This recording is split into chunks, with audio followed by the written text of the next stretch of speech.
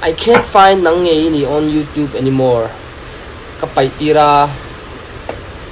Throw it away. Pew!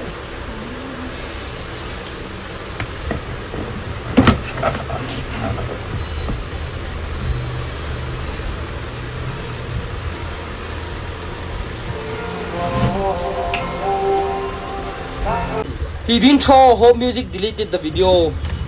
Yes, that is correct.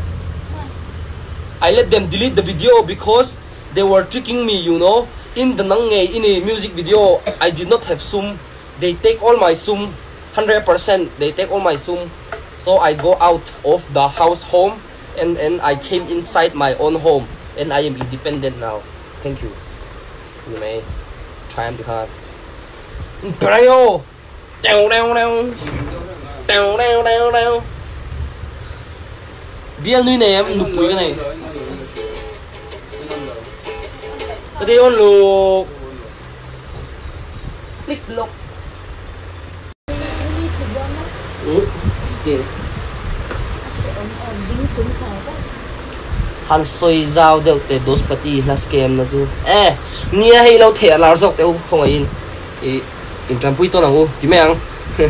Yo. Cái lũ tiền khanin hopa hanin promise mình siam mo 100% loyalty nghe kan peng chen ti mo 100% royalty ni chonin Zoom Spotify te YouTube te khatiang zong platform ron apna hanin khata revenue poisa ron lut kha kema kan nei effect tur ani mo ma se nghe amani ka choi hey copyright midai nan claim man ti de ni chu ma se anua amani ni pong le thawa amani nan claim mo gì chú sum lụ tir trăng cắt chuột má giống ha mi lâu bùng chả chả cắt sum ăn lâu ấy chả chả gì chú cho thiệt em baby phone in từ đâu thế làm phiền lâu anh từ chú mấy mẹ chú mà lấy yên bùng đó chú Kamamu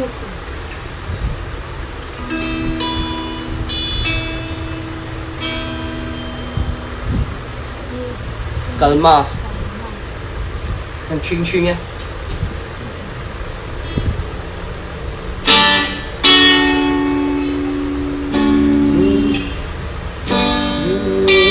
Chua kinh môi thật chua. Stel chua ron chua.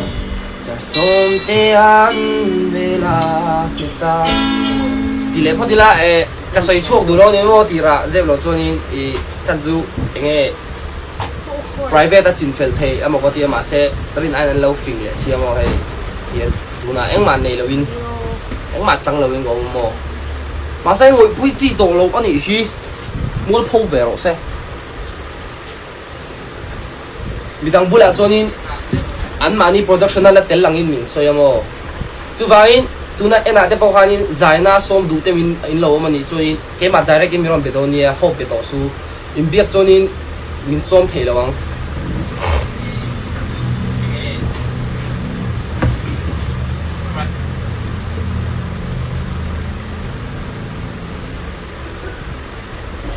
thui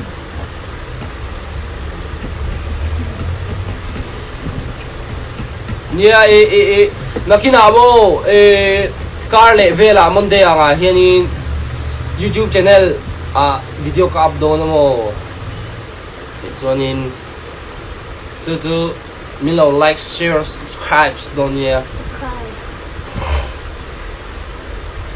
nia kom nei rem lo anh mày rem lo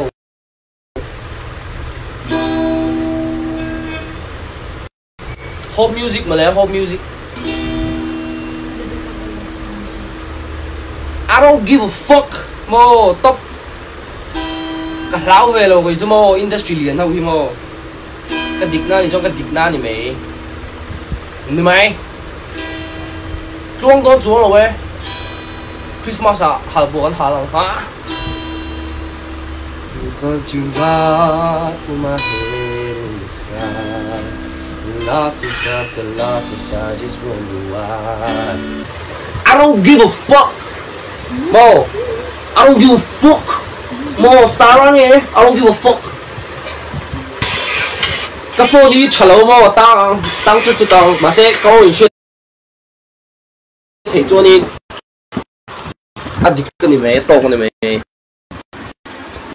effect cái măng lâu thì hiện cái phone nó effect nó cái biến lại xong rồi nó anh phải biết nó chứ video họ phải cái tung bao nhiêu lâu mà sẽ cái music video năng nghe ni khá YouTube mi khá kan di là mo di lin cái mà channel là đã turin cho nên anh mình ra anh làm xoay ni chú recording mình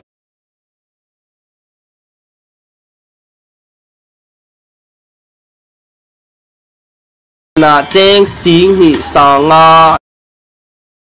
à we all gotta leave someday and that's the scariest thing yeah yeah yeah yeah